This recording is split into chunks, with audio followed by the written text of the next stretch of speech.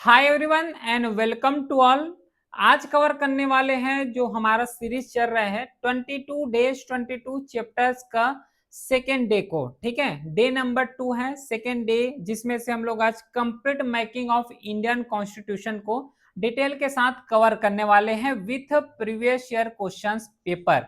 PYQ के साथ solve करेंगे कैसे क्वेश्चंस पूछे गए हैं, किस पैटर्न में यहाँ से क्वेश्चंस पूछे गए हैं डिफरेंट यूपीएससी के एग्जाम में, उसको डिटेल के साथ कवर करेंगे।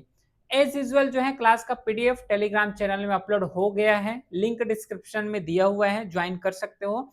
साथ ही साथ इससे पहले वाले जो क्लास है जिसमें से हिस्टोरिकल बैकग्राउंड डिस्कस किए थे, तो उस हिस्टोरिकल बैकग्राउंड का जो प्रैक्टिस सीट है, जो बोला था ना कि एडिशनल प्रैक्टिस सीट जो है अपलोड करेंगे, तो वो एडिशनल प्रैक्टिस सीट भी जो है अपलोड हो चुका है, ताकि जो है चैप्टर वाइज उसको प्रैक्टिस कर सको, है ना। उससे पता लग जाएगा कि एक्चुअल में जो सिलेबस कवर कर रहे हैं, जो चैप्टर पढ़े हैं, वहां से क्वेश्चन बन रहा है कि नहीं बन रहा है, वो हर एक चीज के बारे में वहां से पता चल जाएगा।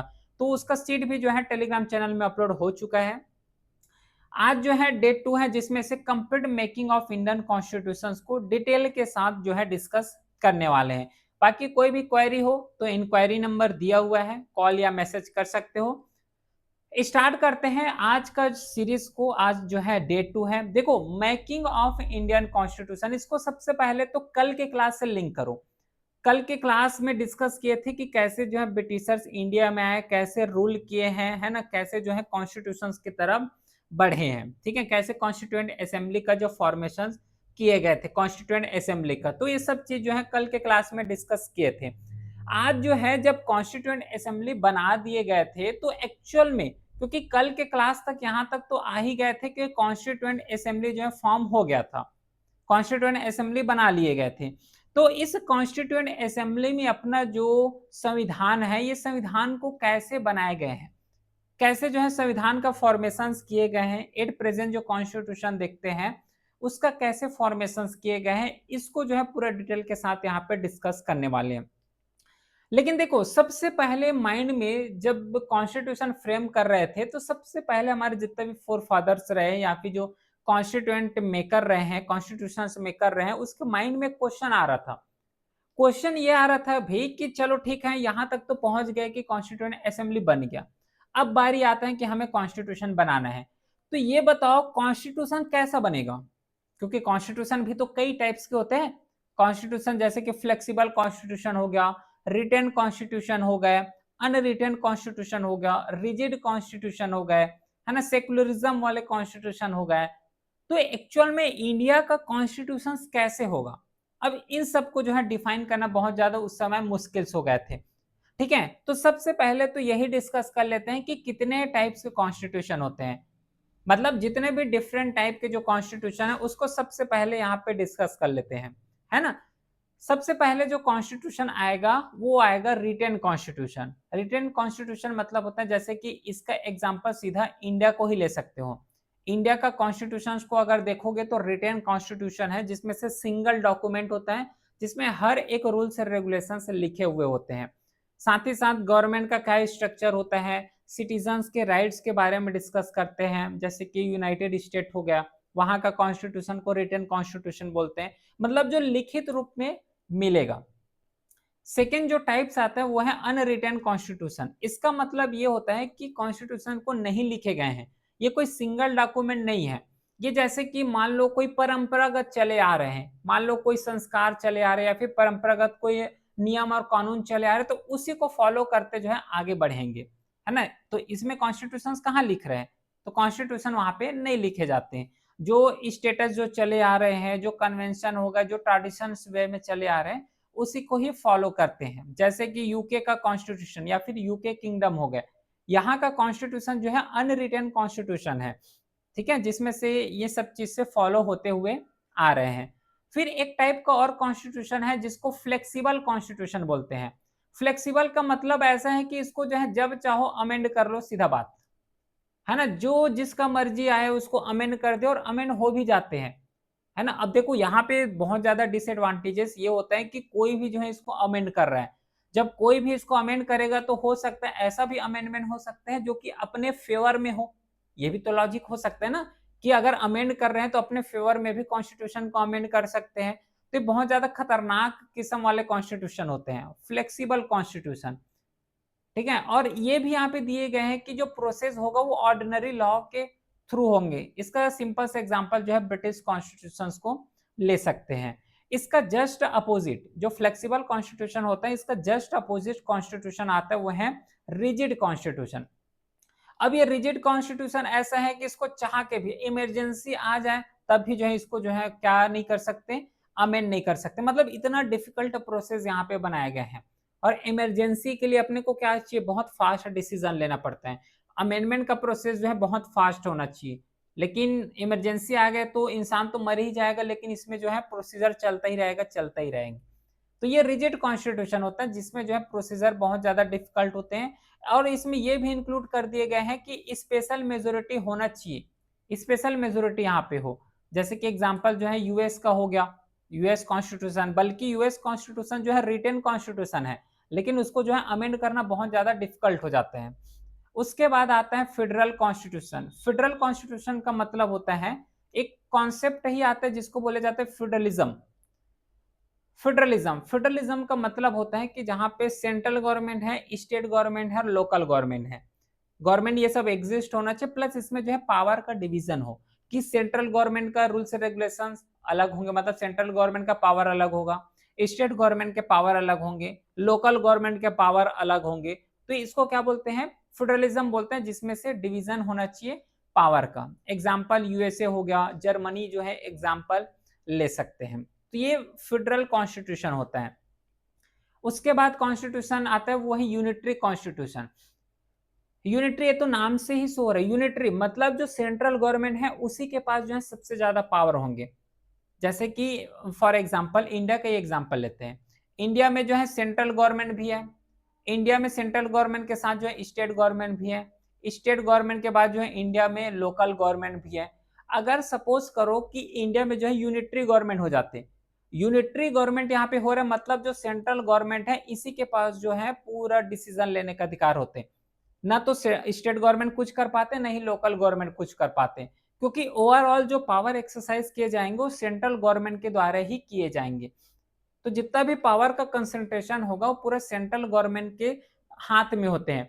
अब सेंट्रल गवर्नमेंट के हैंड में अगर पावर चला जाए तो लॉजिकली इससे क्या सोच सकते हो कि जितना भी रूल्स रेगुलेशन पहले बार सेंट्रल गवर्नमेंट बनाएंगे, और हो सकता है कि स्टेट को दबाने के लिए भी या फिर लोकल गवर्नमेंट को दबाने के लिए भी कुछ रूल्स रेगुलेशंस बना दिए जाए, क्योंकि अल्टीमेटली पावर तो उसी के पास है ना। अल्टीमेटली पावर जो है सेंट्रल गवर्नमेंट के पास है। जैसे कि फेमस एग्जांपल जो है यूके का कॉन्स्टिट्यूशन हो गया, जो कि यूनिटरी कॉन्स्टिट्यूशन है और ये अनरिटन है यूके का।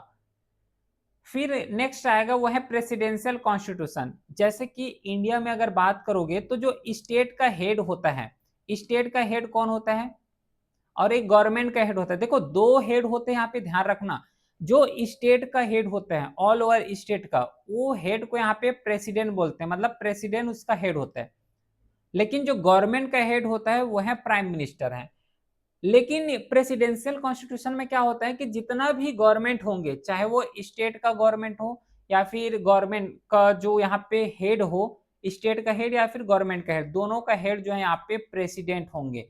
अगर ये सिस्टम अगर चल रहे हैं, अगर ये रूल्स रेगुलेशन चल रहे हैं, तो उसको जो है प्रेसिडेंशियल फॉर्म ऑफ कॉन्स्टिट्यूशन बोले जाते हैं, जिसमें से जितना भी पावर होंगे वो प्रेसिडेंशियल फॉर्म में होंगे, प्रेसिडेंट के फॉर्म में होंगे। एग्जाम्पल यहाँ पे लिख सकते हैं यूएस हो गया, जिसमें से डोनाल्ड ट्रंप हो गए, प्रेसिडेंसी है ना, तो प्रेसिडेंशियल फॉर्म ऑफ गवर्नमेंट वहां पे इंप्लीमेंट होता है। फिर नेक्स्ट आएगा वो है पार्लियामेंट्री कॉन्स्टिट्यूशन। पार्लियामेंट्री कॉन्स्टिट्यूशन क्या होता है, जिसमें से एग्जीक्यूटिव इमर्जेस फ्रॉम लेजिस्लेशन।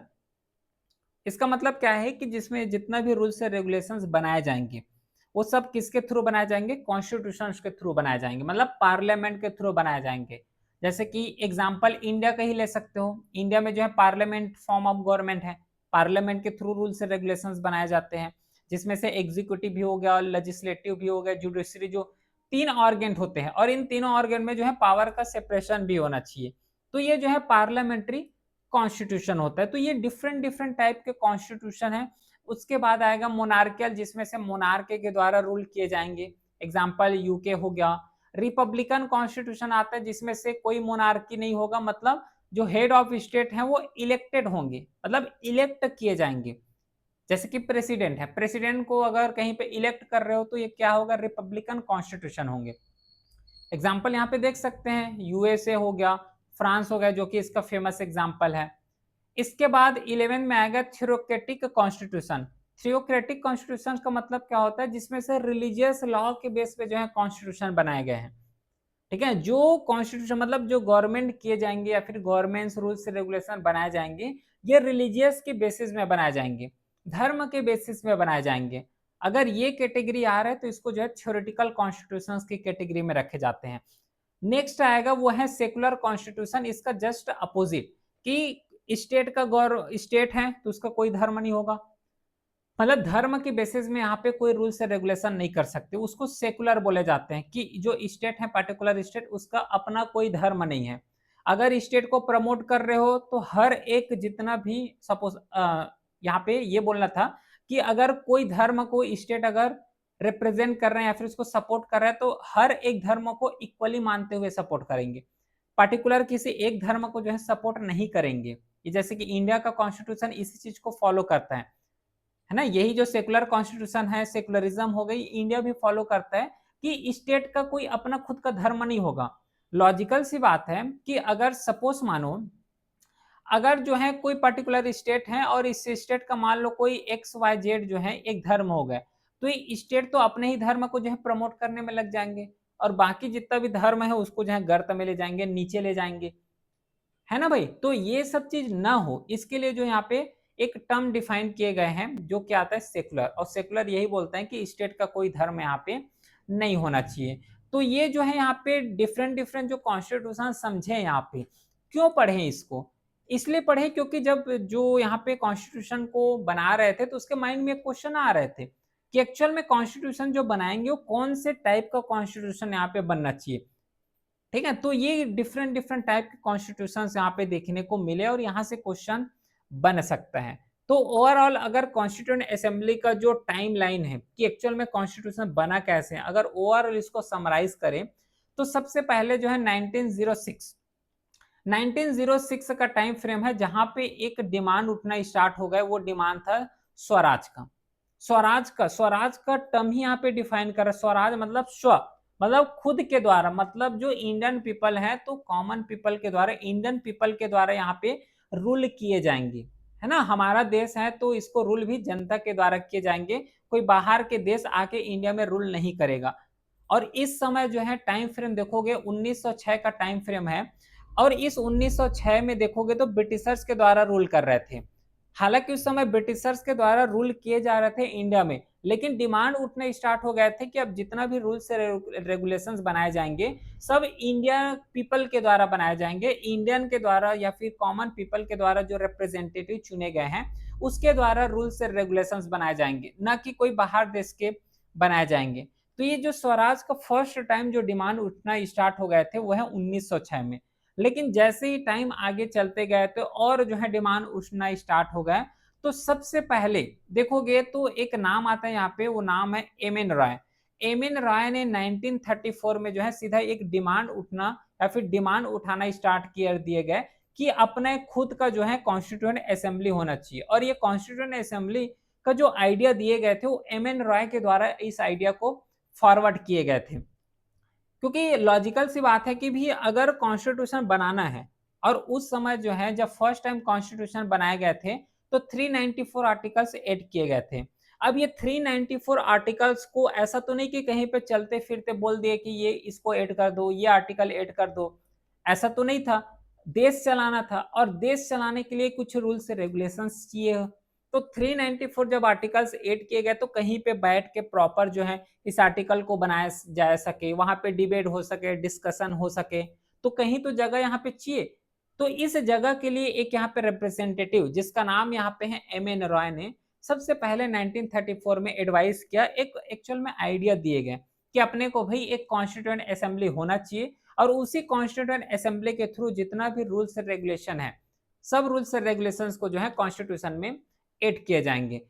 अब ये जो है डिमांड उठना तो स्टार्ट हो गया और ये आइडिया भी प्रपोज किए गए थे, तो ये आइडिया जो है बहुत लोगों को पसंद भी है, मोस्टली लोगों को जो है समझ आया, हाँ अपने को जो है कॉन्स्टिट्यूएंट असेंबली यहाँ पे चाहिए।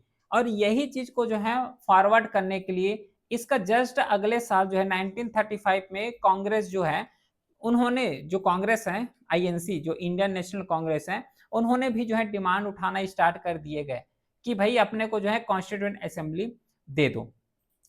अब ये वाला जो टाइम फ्रेम देखोगे 1940 का टाइम फ्रेम था, अब ये जो है 1940 ये टाइम फ्रेम है, याद करो जिसमें से फर्स्ट वर्ल्ड वार चल रहे हैं, वर्ल्ड वार का ये टाइम फ्रेम है। और वर्ल्ड वार में जो ब्रिटिशर्स से बहुत बुरी तरीके से जो है हार रहे थे। अब ब्रिटिशर्स बहुत बुरी तरीके से जो है हार रहे हैं, तो उसको किसी ना किसी का तो सपोर्ट चाहिए। अब ये लोग जो है सपोर्ट किससे मांगेंगे, इंडियन पीपल से सपोर्ट मांगेंगे, इंडियन से।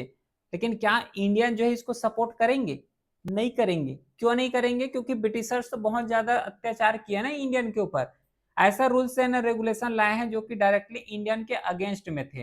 तो ब्रिटिशर्स ने क्या किए कि नॉर्मली जो है ऑफर देना स्टार्ट किए, ठीक है, क्या देना स्टार्ट किए, ऑफर देना स्टार्ट किए, इंडियन मेंबर को जो है ऑफर देना स्टार्ट किए। और ये बोले कि एक सबसे पहले ऑफर दिए गए थे वो है अगस्त ऑफर, पहले जो ऑफर दिए गए थे वो है अगस्त ऑफर दिए गए थे, जिसमें से जो कॉन्स्टिट्यूएंट असेंबली है उसको यहाँ पे एक्सेप्ट किए गए थे। फिर उसी के तरीके से जो है यहाँ पे 1942 में क्रिप्स मिशन जो है, क्रिप्स प्रपोजल है, इसको यहाँ पे जो है ब्रिटिशर्स के द्वारा भेजे गए थे, लेकिन इसे जो है मुस्लिम लीग के द्वारा रिजेक्ट कर दिए। फिर फाइनली जो है एक और मिशन आएगा वो है कैबिनेट मिशन, जिसके थ्रू यहाँ पे जितना भी कॉन्स्टिट्यूएंट असेंबली हो बनाए जाएंगे और कॉन्स्टिट्यूशन बनाए जा सकते हैं। फिर लास्ट में जो है कैबिनेट मिशन के थ्रू और कैबिनेट मिशन प्लान के अंदर ही कॉन्स्टिट्यूएंट असेंबली का फॉर्मेशन किए गए नवंबर 1946 में।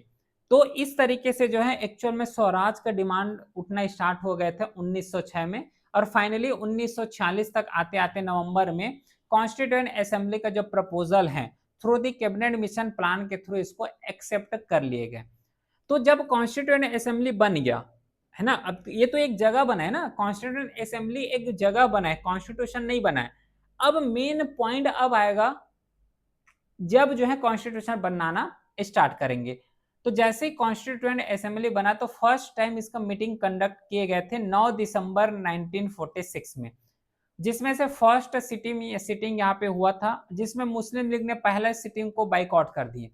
क्यों बाइकआउट कर दिए, क्योंकि ये लोग तो अपना डिमांड में चल रहे थे कि भाई अपने को तो मुस्लिम मेजोरिटी चाहिए, मुस्लिम मेजोरिटी मतलब सेपरेट इलेक्टोरेट दो, सेपरेट इलेक्टोरेट दो, ये तो उसी का ही रटन लगाए हुए थे। मुस्लिम मेजोरिटी जितना भी, जैसे कि पाकिस्तान वाला रीजन हो गया, प्लस वेस्ट बंगाल वाला कुछ पोर्शन हो गया जिसमें से मुस्लिम मेजोरिटी में रहे हैं, तो उसी के चक्कर में क्या किया कि जो फर्स्ट मीटिंग रहे उसको जो है बाइकआउट किए। उसके बाद सेकेंड जो है और सिटिंग हुआ वो है 11 दिसंबर 1946 में, जिसमें से डॉक्टर जो राजेंद्र प्रसाद रहे हैं उसको as a first elected president के तौर पे इलेक्ट किए गए, और जो सच्चिदानंद सिन्हा है उसको टेम्पररी यहाँ पे चेयरमैन के तौर पर जो है अपॉइंट किए गए, जो कि एक ओल्डेस्ट मेंबर रहे हैं। साथ ही साथ जो है वीसी मुखर्जी हो गया और वीटी कृष्णमाचारी है उसको वाइस प्रेसिडेंट के तौर पे इलेक्ट किए गए। और उसी के समय जैसे ही नेक्स्ट सेशन आएगा, तो नेक्स्ट सेशन यहाँ पे हुए थे वो है 13 दिसंबर को, और 13 दिसंबर का ही टाइम फ्रेम था जहां पे पंडित जवाहरलाल नेहरू के द्वारा एक रिजोल्यूशन पास किए जाएंगे। उस रिजोल्यूशन का नाम रहेगा वो है ऑब्जेक्टिव रिजोल्यूशन। ये जो ऑब्जेक्टिव रिजोल्यूशन है इसको जो है पास किए गए थे पंडित जवाहरलाल नेहरू के द्वारा, और एक ही साल के अंदर 1946 में तो इसको पास किए गए थे और 1947 में इसको एक्सेप्ट कर लिए गए थे, है ना। क्या था ये ऑब्जेक्टिव रिजोल्यूशन, ऑब्जेक्टिव जो रिजोल्यूशन इसमें ये बोले गए थे कि हमारा जो देश होगा वो सबसे पहले बात तो सॉवरेन कंट्री होंगे। इसमें बात किए गए थे कि जो सॉवरेन का मतलब ये होता है कि जितना भी रूल्स से रेगुलेशन बनाए जाएंगे वो इंडिया में ही बनेगा, कोई दूसरा देश जो है इंडिया के ऊपर हावी नहीं करेंगे, है ना। तो सॉवरेन मतलब इंडिया फुल इंडिपेंडेंट रहेगा, कोई दूसरे देश के बोलने में जो है इंडिया कुछ नहीं करने वाले हैं, क्योंकि खुद का जो इंडिया जो है अब खुद अपना एक देश बन चुका है, एक इंडिपेंडेंट देश बन चुका है। तो सॉवरेनिटी का बात किए गए। ऑब्जेक्टिव रिजोल्यूशन में जो है ब्रदरहुड का बात किए गए हैं, सोशल जस्टिस हो गया, पॉलिटिकल जस्टिस हो गया, इन सब चीज का जो है इस ऑब्जेक्टिव रिजोल्यूशन में बात किए गए थे। और उसके बाद जैसे नेक्स्ट सेशन होगा तो 22 जुलाई 1947 को अपना जो नेशनल फ्लैग है उसको एडॉप्ट किए गए थे इस असेंबली के थ्रू। फिर 15 अगस्त 1947 में पावर का ट्रांसफर हो गया, फाइनली यहाँ पे पावर का ट्रांसफर होंगे, जिसमें लेकिन 15 अगस्त 1947 में पावर का तो ट्रांसफर हुआ था नो डाउट, लेकिन यही पावर के ट्रांसफर के साथ ही साथ इंडिया अलग देश बन गया और पाकिस्तान जो है बिल्कुल अलग देश यहाँ पे बन गए और डिविजन्स यहीं से हो गए। पाकिस्तान का इंडिपेंडेंस जो है 14 अगस्त को सेलिब्रेट किए जाते हैं। फिर मई 1949 में इंडिया ने कॉमनवेल्थ को ज्वाइन किए गए हैं, साथ ही साथ 1949 में कॉन्स्टिट्यूशन को एडॉप्ट किए गए। 24 जनवरी 1950 में नेशनल एंथम नेशनल सॉन्ग को एडॉप्ट किए गए हैं, साथ ही साथ डॉक्टर राजेंद्र प्रसाद को फर्स्ट प्रेसिडेंट के तौर पे इलेक्ट किए गए हैं। तो ये कुछ इंपॉर्टेंट जानकारी है, ये तो नॉर्मल फैक्ट्स हैं, बाकी इसके बारे में कवर कर चुके हैं। क्या है ऑब्जेक्टिव रिजोल्यूशन, जिसमें जो है कॉन्स्टिट्यूशन प्रियम्बल का जो फाउंडेशन है। प्रियम्बल क्या होता है, जैसे कि बुक होते हैं, बुक पढ़ते हैं, बुक में एक इंडेक्स होता है ना, उस इंडेक्स में बताए रहते हैं कि ये चैप्टर पढ़ना है और ये चैप्टर जो है इस पेज नंबर में दिया हुआ है। सेम ऐसे ही जो कॉन्स्टिट्यूशन है, कॉन्स्टिट्यूशन का जो एक फिलोसॉफिकल फाउंडेशन कि कॉन्स्टिट्यूशन में कौन कौन से चैप्टर होने वाले हैं, क्या क्या रहेगा, इन सब चीज को ऐड किए गए हैं, उसको प्रियम्बल बोलते हैं। साथ ही साथ सोशल जस्टिस, इकोनॉमिकल जस्टिस हो गया, पॉलिटिकल जस्टिस हो गया, people will be source of power होगा, ये सब बताए गए हैं। लिबर्टी के बारे में बताए गए हैं, थॉट्स हो गया लिबर्टी का, आइडियाज हो गए, इन सब चीज को जो है एड इसमें किए गए हैं। कुछ इंपॉर्टेंट फीचर्स ये जो ऑब्जेक्टिव रिवॉल्यूशंस का दिए गए, सबसे पहला जो ऑब्जेक्टिव रिजोल्यूशंस में बोले गए थे कि जो इंडिया है वो अब डिक्लेयर हो चुका है, इंडिया जो है फुल इंडिपेंडेंट कंट्री है ना, इंडिपेंडेंट कंट्री है, सॉवरेन कंट्री है, रिपब्लिक कंट्री है, ये सब ऑब्जेक्टिव रिजोल्यूशंस के थ्रू बोले गए थे। साथ ही साथ यूनियन ऑफ टेरिटरी, मतलब ब्रिटिश इंडिया हो गया, प्रिंसली स्टेट हो गया, ट्रेवलिंग हो गया, विल टू ज्वाइन, ये बोले गए थे। यूनियन ऑफ टेरिटरीज का मतलब ये होता है क्योंकि जब इंडिया और पाकिस्तान जब उस समय दो भाग में डिवाइड हुए थे, तो दो भाग में डिवाइड हुए थे तो उस समय एक और स्टेट बच रहे थे, वो है प्रिंसली स्टेट। और ये प्रिंसली स्टेट में जितना भी राजा हो गए, रजवाड़ी हो गए, है ना, वो सब यहाँ पे रूल कर रहे थे। तो इसको यहाँ पे बोले थे कि ब्रिटिशर्स के द्वारा कि या तो जो है इंडिया में इंक्लूड हो जाओ, या तो पाकिस्तान में इंक्लूड हो जाओ, या तो फिर खुद इंडिपेंडेंट रहना है तो इंडिपेंडेंट रह लो। तो इन सबको जो है यहाँ पे डिवाइड करने का काम और इंक्लूड करने का काम इसमें बोले गए थे। ऑटोनॉमस ऑफ यूनिट बोले गए थे, ठीक है। साथ ही साथ जो है पीपल का अथॉरिटी का बात किए गए थे कि जो मेन सोर्स होगा वो पीपल ही होंगे। फिर जस्टिस हो गया, इक्वलिटी हो गया, इसके बारे में बताए गए थे, social justice, economical justice, political justice हो गया। माइनॉरिटी का सेफ गार्ड यहाँ पे दिया जाएगा, जो माइनॉरिटी है उस माइनॉरिटी को जो है सेफ गार्ड करके रखे जाएंगे, ये उसमें बोले गए थे। चलो, तो यहाँ तक तो डिस्कस कर लिए हैं कि ऑब्जेक्टिव रिजोल्यूशन में एक्चुअल में क्या क्या चीज जो है जिसको इंक्लूड किए गए थे। अब इंपॉर्टेंट पॉइंट जिसे डिस्कस करना है वो है कॉन्स्टिट्यूएंट असेंबली के बारे में, कि भाई कॉन्स्टिट्यूएंट असेंबली तो बन गया है ना, जैसे कॉन्स्टिट्यूएंट असेंबली को जो है अभी के साथ जो पार्लियामेंट है, तो पार्लियामेंट के साथ इसको जो है लिंक कर सकते हैं। अभी का पार्लियामेंट तो उस समय का कॉन्स्टिट्यूएंट असेंबली, तो कॉन्स्टिट्यूएंट असेंबली तो बन गया, तो उसमें कौन कौन से मेंबर रहे हैं, कितना मेंबर रहे हैं, क्या क्या कंपोजिशन रहे हैं, इसके बारे में भी तो पता होना चाहिए। तो कॉन्स्टिट्यूएंट को जो है कॉन्स्टिट्यूट किए गए थे नवंबर 1946 में कैबिनेट मिशन प्लान। ये जो कैबिनेट मिशन प्लान है इसे ब्रिटिशर्स के द्वारा भेजे गए थे, और जो कॉन्स्टिट्यूएंट असेंबली बना है ये इसी के थ्रू बनाए गए थे, इसी प्लान के थ्रू बनाए गए थे। तो जब उस समय एक्चुअल में जब कॉन्स्टिट्यूएंट असेंबली बनाए गए थे तो टोटल जो है 389 मेंबर थे, टोटल 389 मेंबर रहे हैं, जिसमें से ब्रिटिश इंडिया मतलब ब्रिटिशर्स के द्वारा रन कर रहे थे वहां से 296 मेंबर आए थे, और जो प्रिंसली स्टेट है वहां से 93 मेंबर्स यहाँ पे आए थे। ओवरऑल अगर इसका कंपोजिशन देखोगे तो ये हर एक सेक्शन को यहाँ पे रिप्रेजेंट कर रहा था, जैसे कि हिंदू हो गया, मुस्लिम हो गया, सिख हो गया, क्रिश्चियंस हो गया, पारसी हो गया, एंग्लो इंडियन, SC ST हो गया, प्लस वुमेन्स हो गया, ऑल कम्युनिटीज का, तो हर एक सेक्शंस को जो है ये रिप्रेजेंट कर रहा था। और यही चीज को तो ऑब्जेक्टिव रिजोल्यूशन में बोले गए थे। ऑब्जेक्टिव जो रिजोल्यूशन अभी पास ऑन किए गए थे पंडित जवाहरलाल नेहरू के द्वारा, तो उसमें वही तो बोले गए थे, इंटीग्रिटी का, सॉवरेनिटी का, माइनॉरिटी को सेफ गार्ड करना। तो देखो इसी के थ्रू तो यहाँ पे माइनॉरिटी को सेफ गार्ड कर रहे हैं, क्योंकि हर एक सेक्शंस का जो है यहाँ पे इंडिविजुअल उस कॉन्स्टिट्यूएंट असेंबली में जा रहे हैं। और उस समय जो सीट का अलोकेशंस किए गए थे वो पूरा पॉपुलेशंस के बेसिस में सीट का अलोकेशंस किए गए थे। जैसे एक एग्जांपल लेते हैं, यूएसए में अगर देखोगे सीट का अलोकेशन कैसे होता है, ये टेरिटरी वाइज यहाँ पे अलोकेशन होता है। सपोज यूएसए का मान लो एक ये स्टेट है, इस स्टेट में मान लो 10 लाख लोग रह रहे हैं। दूसरा स्टेट है सेम यूएसए में जिसमें से उस स्टेट में 2 लाख लोग रह रहे हैं। तो ऐसा लॉजिकली क्या होना चाहिए कि भाई यहाँ पे 10 लाख लोग रह रहे हैं, 10 लाख लोग वहां पे रह रहे हैं, तो यहाँ से ज्यादा मेंबर जाना चाहिए उसके सेनेट में। सेनेट मतलब पार्लियामेंट को ही बोलते हैं। और यहाँ पे 2 लाख लोग रह रहे हैं तो यहाँ से तो कम लोग जाना चाहिए। तो यूएसए में क्या होता है, नहीं हम ऐसे फॉलो नहीं करते, इसका तो पूरा उल्टा पुल्टा चलता है। 10 लाख रहो चाहे 5 लाख रहो चाहे 20 लाख रहो, कितना भी लाख रहो, हमें उससे मतलब नहीं है। यहां से एक इंसान आना चाहिए मतलब यहां से आएगा, यहां से एक इंसान आना चाहिए मतलब यहां से आएगा, दैट्स इट। वो पॉपुलेशन कितना रहे अपने को मतलब नहीं है। ये लॉजिक यूएसए में चलता है, लेकिन इंडिया में ये लॉजिक नहीं चलता। पॉपुलेशन अगर किसी स्टेट का ज्यादा है तो वहां से ज्यादा नंबर ऑफ एमएलए एमपी जाएंगे, पॉपुलेशन कम है तो वहां से number of come MLA MP जाएंगे। और यही क्राइटेरिया जो है उस समय फॉलो किए गए थे जब कॉन्स्टिट्यूएंट असेंबली बना, और अभी भी यही क्राइटेरिया को फॉलो किए जाते थ्रू दी डिलिमिटेशन कमीशन के थ्रू। तो उस समय अप्रोक्सीमेटली ये बताया गया है कि 10 लाख पीपल के लिए जो है एक सीट यहाँ पे रिजर्व किए गए थे। मतलब 10 लाख अगर पॉपुलेशन है तो एक एमएलए एमपीज वहां पे जाएंगे। और जितना भी सीट है उसको 3 कैटेगरी में डिवाइड किए गए थे। पहला जो कैटेगरी है वो मुस्लिम का, दूसरा सिख का, और तीसरा जो कैटेगरी है वह है जनरल कैटेगरी का। और उस समय का जो वोटिंग मेथड रहे हैं वो प्रोपोर्शनल रिप्रेजेंटेशन और सिंगल ट्रांसफरेबल वोट सिस्टम रहे हैं। क्या होता है ये system? Single transferable vote system का मतलब ये होता है 50+1, बस 50+1 आ जाओ इलेक्शन जीत जाओगे। लेकिन प्रोपोर्शनल रिप्रेजेंटेशन में इसका जो है जस्ट अपोजिट होता है। इसमें जो है रेशियो देखे जाते हैं कि कितना वोट मिला है। जैसे एग्जांपल है तो मान लो जो है 100% का वोट है, टोटल 3 कैंडिडेट खड़े हुए हैं। मान लो जो है एक कैंडिडेट को जो है यहाँ पे 40 वोट मिले, 40 वोट मिल गया, मान लो 40 वोट ही मिला रफली। एक कैंडिडेट को मान लो 50 वोट मिले और एक कैंडिडेट को जो है 10 वोट मिले। तो सिंगल ट्रांसफरेबल वोट में क्या होता है कि 50 वोट जिसको ज्यादा मिले वही यहाँ पे नेता बन जाएगा, इलेक्ट हो जाएगा।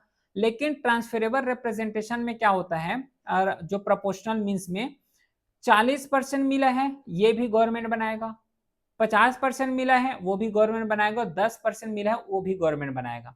लेकिन इसका प्रोपोर्शन अलग अलग रहेंगे। जो जिसको जो है 40% वोट मिला है वो उसी एरिया को बिलोंग करेंगे, जो लोग उसको जो है अपॉइंट करके भेजे, इलेक्ट करके भेजे हैं। 50% वाले लोग जो हैं वही रिप्रेजेंट करेंगे, 10% वाले लोग भी जो है सरकार बनाएंगे। तो ये जो होता है प्रोपोर्शनल रिप्रेजेंटेशन बोलते हैं। और यहाँ पे मेंबर टाइप को अगर देखोगे जो कॉन्स्टिट्यूएंट असेंबली में, तो कुछ मेंबर को जो है इलेक्ट किए जाते थे जैसे कि ब्रिटिश प्रोविंस हो गए, कुछ को नॉमिनेट किए जाते हैं प्रिंसली स्टेट से, और यहाँ पे इनडायरेक्ट इलेक्शंस के थ्रू भी ले जाया करते थे। लेकिन यहाँ पे नोटेबल एब्सेंस ध्यान रखना, एक लॉजिकली क्वेश्चंस बनता है कि महात्मा गांधी उस समय जो है इसका पार्ट रहे हैं कि नहीं रहे हैं, एक लॉजिकली यहाँ पे क्वेश्चंस बनता है। तो महात्मा गांधी ध्यान रखना उस समय जो है पार्टिसिपेट नहीं किए गए थे, ठीक है, कॉन्स्टिट्यूएंट असेंबली का पार्ट नहीं रहे हैं। तो टोटल इसको 11 सेशन लगे हैं, 2 साल 11 महीना और 18 दिन का टाइम लगा है, जिसमें टोटल खर्च जो है 64 लाख आए हैं, और सिंबल एलिफेंट कंसिडर करते हैं। ये तो लॉजिकल्स हैं, सबको ये पता होगा, तो इसमें ज्यादा अपने को नहीं जाना है। लेकिन मेन चीज यहाँ पे अपने को कवर करना है कि क्या क्या चेंजेस किए गए हैं इस इंडिपेंडेंट एक्ट के थ्रू, है ना। 1947 में एक एक्ट लाए गए थे, इंडिपेंडेंस एक्ट 1947, जिसके थ्रू इंडिया और पाकिस्तान को डिवाइड किए गए थे। तो इस एक्ट के थ्रू ये बताया गया थे कि सॉवरेन बॉडी होगा, मतलब इंडिया जो है फुल ऑफ सॉवरेन होंगे, किसी कोई लॉ यहाँ पे या फिर अदर कंट्री का लॉ यहाँ पे इंप्लीमेंट नहीं होगा। जो डुअल फंक्शन है इसको बताया गया है कि लेजिस्लेटिव बॉडी अलग होंगे और कॉन्स्टिट्यूएंट बॉडी यहाँ पे अलग होंगे। लेजिस्लेटिव बॉडी जिसे जी मौलंकर के द्वारा चेयर किए जाएंगे, मतलब स्पीकर अभी के रेस्पेक्ट में, और जो कॉन्स्टिट्यूएंट असेंबली है इसको जो है डॉक्टर राजेंद्र प्रसाद के द्वारा रन किए जाएंगे। फर्स्ट पार्लियामेंट जो है कॉन्स्टिट्यूएंट इसी के थ्रू किए गए थे। मेंबरशिप को चेंज जो है इसी एक्ट के थ्रू यहाँ पे किए गए थे। बाकी कुछ इंपॉर्टेंट की पर्सनल है, जैसे कि यहाँ पे BN राव हो गया, कॉन्स्टिट्यूशन एडवाइजर रहे हैं। डॉक्टर सच्चिदानंद सिन्हा जो है टेम्पररी प्रेसिडेंट रहे हैं। राजेंद्र प्रसाद हो गया, प्रेसिडेंट हो गए। तो ये इंपॉर्टेंट फैक्ट्स हैं, टेलीग्राम में तो PDF अपलोड हो जाएगा, तो इस फैक्ट्स को जो है वहां पे रिप्रेजेंट कर सकते हो, एक बार नोट डाउन कर सकते हो। वुमेन भी यहाँ पे टोटल 11 वुमेन रहे हैं जिन्होंने जब कॉन्स्टिट्यूशन बना तो उसमें जो है अपना पार्टिसिपेशन दिखाया और साइन भी रहे हैं, उसका जो है पूरा नाम यहाँ पे लिखा हुआ है। ठीक है, साथ ही साथ वेरियस जितना भी कॉन्स्टिट्यूएंट असेंबली रहे हैं और उसमें जो मेजर कमेटी फॉर्म किए गए थे उस हर एक कमेटी का नाम यहाँ पे लिखा हुआ है, जैसे कि एक्सपर्ट कमेटी कौन कौन रहे हैं, ये सब चीज जो है इसमें लिखा हुआ है। तो एक बार जो है अपने लेवल में इसको रीड कर सकते हैं। माइनर कमेटी होगा, मेजर कमेटी, जितना भी कमेटी है उन सब का। अब ये जो चीज है ना, जो कितना भी बोरो फीचर्स है, इस फीचर्स को सबसे पहले तो याद रखोगे। इस फीचर्स के बेस जो है अच्छा खासा क्वेश्चंस पूछे जाते हैं, क्योंकि उस समय हो क्या रहा था कि 1934 जो 394 जो आर्टिकल्स है उसको तो इनकॉर्पोरेट करना है। तो ऐसा तो नहीं भाई कैसे भी इनकॉर्पोरेट कर देंगे। तो जैसे कि पार्लियामेंट्री गवर्नमेंट जो देखते हैं ये ब्रिटिश से लाए गए हैं। रूल ऑफ लॉ हो गया, सिंगल सिटीजनशिप हो गया, कैबिनेट सिस्टम हो गया, पार्लियामेंट्री प्रिविलेजेस हो गए, ये सब जो है ब्रिटिश कॉन्स्टिट्यूशन से लिए गए हैं। फंडामेंटल राइट, इंडिपेंडेंट जुडिशरी, ये सब जो है US कॉन्स्टिट्यूशन से लिए गए हैं। तो कहां से कौन से पावर को अडॉप्ट किए गए हैं, बस अपने को इतना ही पता होना चाहिए इसमें। ठीक है, अब जो है यहाँ पे नेक्स्ट जो इंटर करना है अपने को, थोड़ा सा प्रीवियस ईयर क्वेश्चंस पेपर देख लेते हैं कि एक्चुअल में कितना क्वेश्चंस यहाँ से पूछे गए हैं और किस पैटर्न में क्वेश्चंस पूछे गए हैं। तो स्टार्ट करते हैं प्रीवियस ईयर क्वेश्चंस पेपर की तरफ, इंटर करते हैं फिर प्रीवियस ईयर क्वेश्चंस पेपर की तरफ। ये रहा पहला क्वेश्चन।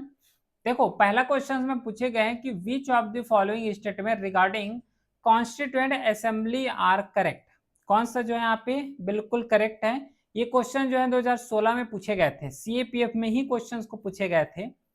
पहला है ऑप्शन ये दिया हुआ है कि अच्छा, सबसे पहले तो वीडियो को पॉज करके इसका आंसर लाने का ट्राई करो, है ना, फिर इसके बाद जो है इसको सॉल्व करते हैं।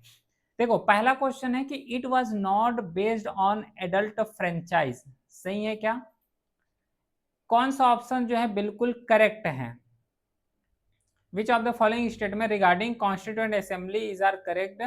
It was not on adult franchise, बिल्कुल सही है। सेकेंड ऑप्शन है कि it resulted from the direct election. Direct election कहाँ, इनडायरेक्ट इलेक्शन यहाँ पे बताए गए हैं, डायरेक्ट इलेक्शन यहाँ पे नहीं बताया गया है, तो सेकंड तो यहाँ पे ऐसे ही गलत हो जाएगा। उसके बाद it was a multi party body, रहे हैं, लॉजिकल सी बात है, डिफरेंट डिफरेंट पार्टी वहां पे रहे हैं, तो ये ऑप्शन सही है। It work through this several committee, बिल्कुल सही है, डिफरेंट डिफरेंट कमिटी के द्वारा भी यहाँ पे वर्क किए गए हैं। तो प्रीवियस ईयर का जो पहला है वो बिल्कुल करेक्ट हो जाएगा, मतलब ऑप्शन जो डी है वो बिल्कुल करेक्ट है। चलिए इंटर करते हैं फिर नेक्स्ट क्वेश्चंस की तरफ। ये जो क्वेश्चन है इसको इसे जो है CAPF में 2015 में पूछे गए थे। बताना तो जरा इसका करेक्ट आंसर क्या होगा। इसमें कैबिनेट मिशन के बारे में क्वेश्चंस पूछे गए हैं कि the proposal of the cabinet mission did not include, क्या जो है इसमें इंक्लूड नहीं किए गए थे। पहला ऑप्शन है कि अ 3-tier structure for the union of India with both the province and the princely state, ये जो है पहला ऑप्शन है। बताओ तो सही है क्या, इसको इंक्लूड किए गए थे क्या। कौन सा इंक्लूड नहीं किए गए थे, इसको जो है इंक्लूड किए गए थे। ठीक है, 3 tier पढ़े तो है, 3 tier गवर्नमेंट के बारे में। फॉर्मेशन ऑफ कॉन्स्टिट्यूएंट असेंबली, इसको तो किए गए थे।